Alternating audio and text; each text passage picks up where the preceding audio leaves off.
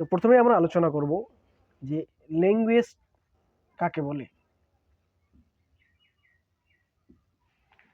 Language কাকে বলে এটা যদি আমরা আমাদের কথায় বলতে চাই তাহলে কি বলবো, যে মানুষের মনের ভাব প্রকাশ করার জন্য বাকযন্ত্রের সাহায্যে উচ্চারিত যে ধ্বনি, এই ধ্বনিসমূহকে বলা হয় ভাষা, বা যে আওয়াজ বা যে কথা সেটাকে বলা হয় ভাষা। তাহলে আমরা বলতেছি যে বাকযন্ত্রের সাহায্যে উচ্চারিত ধ্বনি বা আওয়াজ সমূহকে ভাষা বলে। এই ভাষাকেই আমরা ইংরেজিতে বলতেছি ল্যাঙ্গুয়েজ, মানে ভাষা। তাহলে এখানে আমাদের জানার বিষয় হচ্ছে যে তাহলে ধ্বনি কাকে বলে।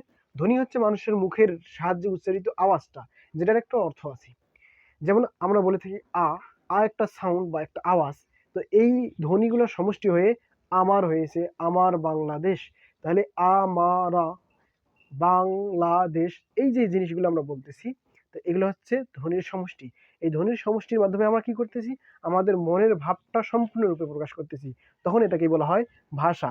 তাহলে ভাষার একক কি, এখন যদি আমরা বলি যে ভাষার একক কি, এই ভাষার একক হচ্ছে এই ধ্বনি।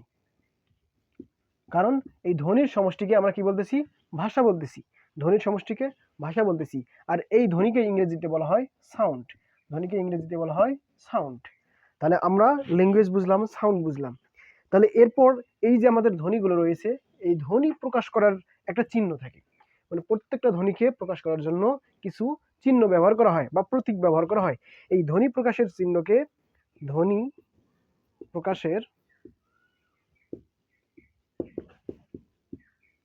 চিহ্নকে বর্ণ বলে। বর্ণ বলে। ধ্বনি প্রকাশের চিহ্নকে বর্ণ বলে। এটাকেই আমরা বলি ইংরেজিতে লেটার।